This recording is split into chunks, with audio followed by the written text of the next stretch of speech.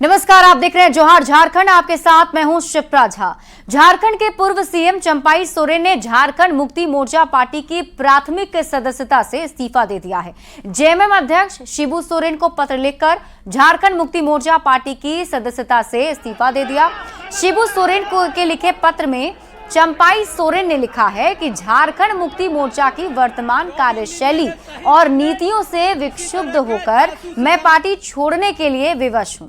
अत्यंत ही दुख के साथ कहना पड़ रहा है कि आपके मार्गदर्शन में जिस पार्टी का सपना हम जैसे कार्यकर्ताओं ने देखा था और जिसके लिए हम लोगों ने जंगलों, पहाड़ों और गांव की खाक छानी थी, आज पार्टी अपनी दिशा से भटक चुकी है।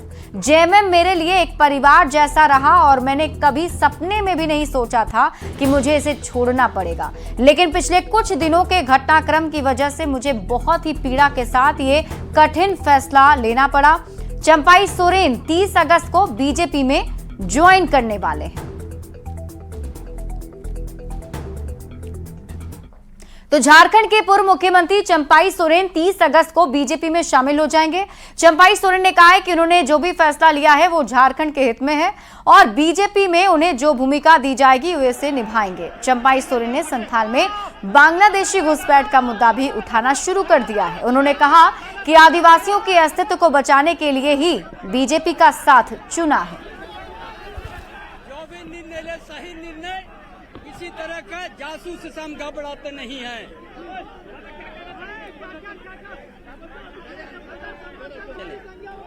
जो भी नहीं तारीख को हम भारतीय जनता पार्टी में शामिल होंगे, सदस्य लेंगे। उसके बाद सबसे बड़ा पार्टी है देश में, इस प्रदेश में भी कमेटी है। पार्टी किस तरह का हमको किस क्षेत्र में या झारखंड क्षेत्र किस तरह का काम को हमको दायित्व देंगे, उसी हिसाब से हम काम करेंगे, क्योंकि हर पार्टी का कुछ काम करने का तौर तरीका भी है। इसीलिए हमको जिस क्षेत्र में काम करने के लिए दायित्व देंगे या पूरा झारखंड में देंगे, उसी हिसाब से हमारा कार्यक्रम तय होगा। बांग्लादेशी घुसपैठ के चलते जो आदिवासी का अस्तित्व जो खतरा में है, उसको बचाने के लिए हम कदम उठाएंगे। जंगल से लेकर शहर तक मजदूर आंदोलन, हर गेट में हमने हर समय धरना प्रदर्शन करते थे। हजार हजार मजदूर को हम स्थायी नौकरी देने का काम किया है। 15-16 हजार से ज्यादा औद्योगिक क्षेत्र में हमने स्थायी नौकरी देने का काम किया। हमने हर समय संघर्ष करके आगे हमने बढ़ा है। तो चंपाई सोरेन का जेएमएम से 5 दशक पुराना रिश्ता टूट गया है। उन्होंने जेएमएम की प्राथमिक सदस्यता और सभी पदों से इस्तीफा दे दिया है। चंपाई सोरेन के इस फैसले को लेकर उनके विधानसभा क्षेत्र सरायकेला के लोग भी अचंभित हैं। कुछ लोगों को विश्वास नहीं हो रहा तो कुछ लोग नाराज भी हैं। ऐसे ही कुछ लोगों से बात की है न्यूज 18 संवाददाता अविनाश कुमार ने।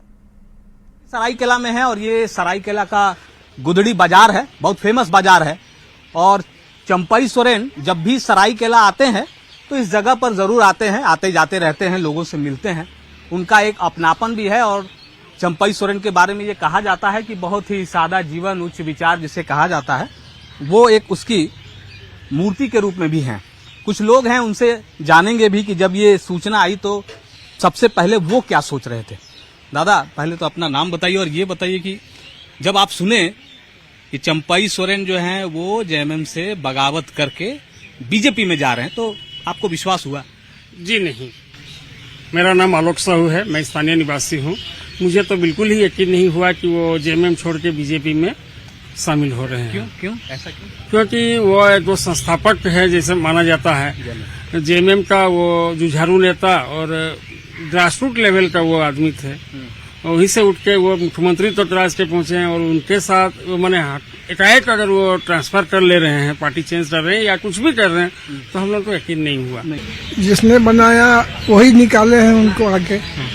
हो सकता है उनको तकलीफ लगा हो, इसीलिए वो अपना पार्टी चेंज कर रहे हैं। उनका सही स्टेप है, 30 तारीख को बीजेपी ज्वाइन हो रहा है। कैसे सही है? आपको कैसे लगता है? पूर्णा ये थे और सबसे अच्छा व्यक्ति है और बीजेपी में थोड़ा ताकत बनेगा।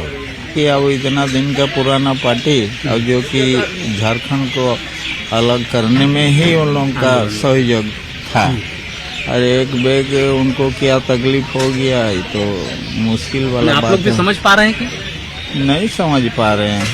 यही सब चलते रहता है। ठीक है निर्णय, ठीक है, कोई दिक्कत नहीं, बदलना चाहिए। समय नहीं बदलना चाहिए, हर बार बदलना चाहिए।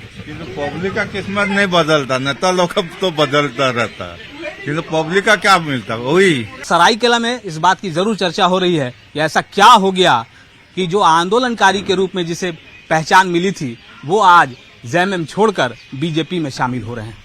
कैमरा पर्सन प्रभाकर के साथ अविनाश कुमार, न्यूज 18 सरायकेला।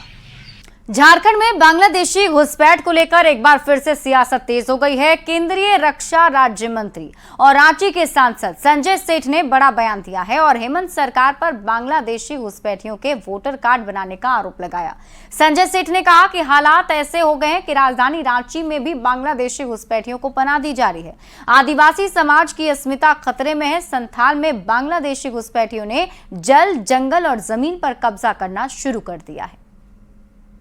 कार्ड बन रहा है, उनका वोटर आई कार्ड बन रहा है, रह रहे हैं, और सेफ जोन है, और जेएमएम के लोग और कांग्रेस के लोग उनको शेल्टर दे रहे हैं। तो ये हालात पैदा हो गए हैं जिस हिसाब से बंगाल का क्या हालात हो गए हैं, लॉ ऑर्डर क्या स्थिति हो गई है, क्या आने वाले दिनों में झारखंड भी वही होगा क्या? यही बात हम दोहरा रहे हैं, यही बात दोहरा रहे हैं। ऐसे लोगों को चिन्हित कर उनको तो भाई सीमा से बाहर करना चाहिए। चुनाव की चौखट पर खड़े झारखंड में सभी राजनीतिक दलों ने तैयारी तेज कर दी है। पश्चिमी सिंहभूम के गोइलकेरा में आजसू का कार्यक्रम हुआ जिसमें पार्टी के अध्यक्ष सुदेश महतो ने झारखंड सरकार पर जमकर निशाना साधा और झूठ और षड्यंत्र की सरकार बताया। सुदेश महतो ने लोगों से कहा कि आगे बदलाव के लिए तैयार हो जाएं। परिवार में आ जाना, परिवार का होना, ये पारिवारिक मेंबर हो सकता है, लेकिन परिवार का मेंबर मात्र होने से वो देवेंद्र जी का विचार आ जाएगा, ऐसा कभी भी संभव नहीं हो सकता है। उनके विचार के इर्द गिर्द में एक भी परिवार, जो व्यक्ति ये साहस करे कि वह मोदी को आपके रोजी रोटी के लिए, उपयोग के लिए इस्तेमाल करने के लिए। अगली खबर आपको रांची से बताएं, जहां गुजरात के व्यवसायी की हनी ट्रैप का सनसनीखेज मामला सामने आया है। इस मामले में महिला समेत 4 आरोपी पकड़े गए हैं। कहा जा रहा है कि हनी ट्रैप के जरिए गुजरात के व्यवसायी मेहुल शाह को किडनैप किया गया था। परिजनों से 50 लाख रुपए की फिरौती वसूली गई थी। परिजनों की शिकायत पर रांची पुलिस ने एक्शन लिया और 50 लाख रुपए के साथ 4 आरोपी को दबोच लिया है। पीड़ित व्यवसायी मेहुल शाह मुंबई के घाटकोपर में कंपनी चलाते थे। रांची की युवती श्वेता उस कंपनी में काम करती थी, पर 3 महीना पहले उसने नौकरी छोड़ दी थी। कंपनी छोड़ने के बाद उसने मेहुल को मिलने के लिए रांची बुलाया था। मेहुल शाह जैसे ही रांची आए, उन्हें किडनैप कर लिया गया। एयरपोर्ट थाने में इसकी शिकायत की गई। इसके बाद पुलिस ने कार्रवाई की है। 23 अगस्त को रांची में बीजेपी की युवा आक्रोश रैली थी और इस दौरान पुलिस और रैली में आए लोगों के बीच भिड़ंत हो गई थी। वो मामला अब झारखंड हाईकोर्ट पहुंच चुका है। इस मामले में कोर्ट ने स्वतः संज्ञान लिया है और डीजीपी, एसएसपी, डीसी को तलब किया था। इस दौरान कोर्ट ने पुलिस की व्यवस्था को लेकर गहरी नाराजगी जताई और पूछा कि जब एक जज को इस तरह से घंटों फंसे रहना पड़ सकता है तो आम लोगों की सुरक्षा और उनकी स्थिति क्या होगी। मामले की विस्तृत सुनवाई के लिए माननीय कार्यवाहक मुख्य न्यायाधीश के बेंच में रेफर किया गया है और मौखिक टिप्पणी करते हुए माननीय न्यायमूर्ति ने कहा कि यदि राज्य में उच्च न्यायालय के न्यायाधीश सुरक्षित नहीं हैं और वे जाम में फंसे रह सकते हैं तो आम आदमी का क्या होगा। 23 अगस्त को राजधानी रांची में बीजेपी की ओर से युवा आक्रोश रैली निकाली गई थी, लेकिन उस दौरान रांची की सड़कों पर कुछ ऐसा हुआ जो पूरा मामला झारखंड हाईकोर्ट तक पहुंच गया। जी हां, जिस समय राजधानी रांची में युवा आक्रोश रैली निकाली जा रही थी, ठीक उसी समय कांके रोड में अपने आवास से झारखंड हाईकोर्ट के justice S K Dwivedi Jharkhand high court आने के लिए निकल रहे थे और उसी दौरान जाम में फंस गए। जब वह हाईकोर्ट पहुंचे तो उन्होंने पूरे इस मामले में स्वतः संज्ञान लिया और कोर्ट ने बाकायदा 27 अगस्त को इस पूरे मामले में सुनवाई हुई। सुनवाई के दौरान झारखंड के डीजीपी, रांची के एसएसपी, रांची के ट्रैफिक एसपी और रांची डीसी को तलब किया गया था। हालांकि झारखंड हाईकोर्ट में मौजूद डीजीपी ने इस पूरे मामले में ऐसा कुछ आगे नहीं होगा इसका भरोसा दिया, लेकिन इस पूरे मामले में झारखंड हाईकोर्ट ने सुनवाई करते हुए कई चीजों पर, अहम बिंदुओं पर अपना फोकस किया। साथ ही टिप्पणी करते हुए ध्यान दिलाया कि सुरक्षा के मामले में क्या सुरक्षा, उन्होंने सवाल पूछा, क्या सुरक्षा सिर्फ नेता, मंत्रियों और दूसरे लोगों के लिए है जो वीआईपी हैं, या उनके लिए भी हैं जो राजधानी रांची में जो आम जनता सफर कर रही है। कुल मिलाकर इस पूरे गंभीर मामले में झारखंड हाईकोर्ट में जो स्वतः संज्ञान पर सुनवाई हुई, अब इस पूरे मामले को विस्तृत सुनवाई के लिए एक्टिंग चीफ जस्टिस के पास भेज दिया गया है। कैमरामैन संजीव तिवारी के साथ संजय कुमार सिन्हा, न्यूज 18 रांची। रिम्स में मारपीट की घटना को लेकर बरियातू थाने में 20 लोगों के खिलाफ मामला दर्ज कराया गया, जिसमें 10 डॉक्टर और 10 होमगार्ड जवान शामिल हैं। पूरे मामले की जांच के लिए 3 सदस्यों की एक टीम भी बनाई गई है। हम लोग अभी थाना में आए, बच कहां से निर्देशन में साथ में होमगार्ड के डिस्ट्रिक्ट कमांडेंट और मेरे स्तर पर जो है एक पूरी रिम्स के एक संकाय के अध्यक्ष जितने हैं सभी लोगों के साथ एक बैठक हम लोगों ने आयोजित किया था। बैठक के बाद ये निर्णय लिया गया है कि कल की जो इंसिडेंट है, इस इंसिडेंट को जो है एक कमेटी जो है वो अपना गठित की गई है। यह कमेटी अपना 72 आवर्स में अपना एक रिपोर्ट समर्पित करेगा और जो व्यक्ति के द्वारा गलती किया गया है या जिनका दोष होगा उन पर कार्रवाई की जाएगी। कहीं अब लड़ाई शुरू कैसे हुई और वो लड़ाई इस लेवल पर पहुंच कैसे गई, इसके बारे में तो एक विस्तृत इंक्वायरी, फेयर इंक्वायरी होगी इस बार एकदम से। टोपी बना दी गई है। आगे से स्टूडेंट्स को भी यहाँ के लोकल डिप्टी एसपी और होमगार्ड कमांडेंट और हमारे जो एडिशनल एमएस हैं उन लोगों की एक कमेटी और व्हाट्सएप नंबर भी डिस्प्ले कर दिया जाएगा। वो ऑर्डर छप रहा है, एक ऑर्डर निकाल चुके हैं, दूसरा ऑर्डर भी निकाल देंगे। रांची में शिक्षा मंत्री और पारा शिक्षकों की वार्ता में बड़ी सहमति बनी है। पारा शिक्षकों को 2,950 रुपए ईपीएफ दिया जाएगा, जबकि 1,000 रुपए मानदेय में भी बढ़ोतरी की गई। इसके साथ ही अनुकंपा पर अनुबंध कर्मियों को रखने का भी फैसला लिया गया है। शहरी क्षेत्रों में तैनात पारा शिक्षकों को 4% सालाना वेतन वृद्धि भी तय किया गया। यही बनी जो लागू भी हो जाएगा अगला कैबिनेट में कि हम लोग का अब ईपीएफ जो है, ईपीएफ का लाभ मिलेगा और इसमें सरकार की भी भागीदारी है और बहुत आंशिक रूप से हमारी भी भागीदारी होगी, लेकिन कम से कम अब बुढ़ापा हमारा सुरक्षित हो गया। ये हम लोग के लिए बड़ी खुशी की बात है। ईपीएफ लागू हो गया। दूसरी बात यह है कि अनुकंपा का जो लाभ मिलना था वो पहले था कि जो टेट पास रहेंगे जिनका आश्रित उनको लाभ मिलेगा, लेकिन अब योग्यता के आधार पर होगा। मतलब कि अगर हमारी वाइफ, हमारी बेटी चाहे बेटा अगर साधारण भी योग्यताधारी है तो उसको अब अनुबंध कर्मी में उसकी बहाली हो जाएगी। जेटेट हम पर लागू नहीं होना चाहिए 2010 के पहले। उन्होंने स्वीकार किया कि इस पर नियमानुसार इस पर विचार करेंगे। साथ साथ जो हमारी वेटेज देने की बात है, तो जो हर विषय में पास होने की बात है वो अनिवार्यता को खत्म कर दिया जाएगा। और मोटा मोटी हमारा ईपीएफ तो लागू हो ही गया। सरकार हमारा 1950 रुपया और 1,000 मानदेय के रूप में हमको मिलेगा। मोटा मोटी 3,000 रुपया मानदेय की बढ़ोतरी हुआ। ईपीएफ का हमारा बहुत लंबित मांग था जिसको पूरा कर लिया। कंपा पे सीधे नौकरी नहीं हो सकती है, लेकिन अनुबंध कर्मी जो होते हैं विभाग में, उसमें उनके आश्रित जो मृतक टीचर होगा तो उसके आश्रित को उसमें वेटेज देंगे हम लोग। तो वो एक निर्णय हुआ।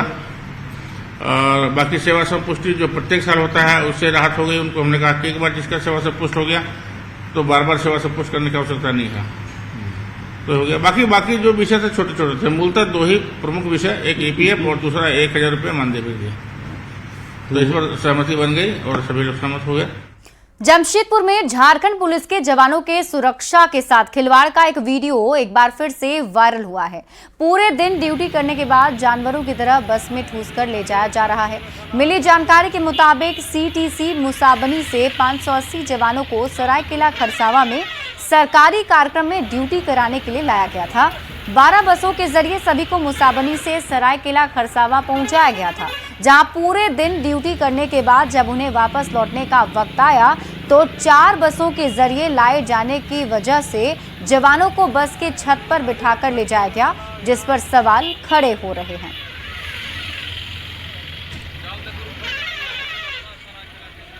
रांची पुलिस ने छापेमारी में नशे की बड़ी खेप जब्त की है। रांची के सुखदेव नगर थाना के विद्यानगर में कोतवाली एसपी के नेतृत्व में पुलिस की टीम ने छापेमारी की थी, जिसमें पुलिस ने तस्कर पवन के घर के अंदर जमीन में गड़े एक ड्रम से भारी मात्रा में ब्राउन शुगर जब्त की है। वहीं मौके से 2 आरोपी भी पुलिस के हत्थे चढ़े, जिसमें एक नाम पवन है, जो पूर्व में भी नशे के तस्करों के मामले में जेल जा चुका है। हमारे घर पे कुछ लोग खरीद बिक्री कर रहे थे, इसी में हम लोग 2 आदमी को भी हिरासत में लिए हैं, बाकी लोग भाग गए हैं। उनको सर्च करने पे कुछ ब्राउन शुगर बरामद हुआ है। उसके बाद उस घर को हम लोग तलाशी लिए तो एक ड्रम जैसे गड्ढा में ज़मीन के अंदर में गाड़ के रखे थे, उसको सर्च करने पे एक काफ़ी सारा अभी गांजा और ब्राउन शुगर बरामद। और आइए अब देख लेते हैं इस वक्त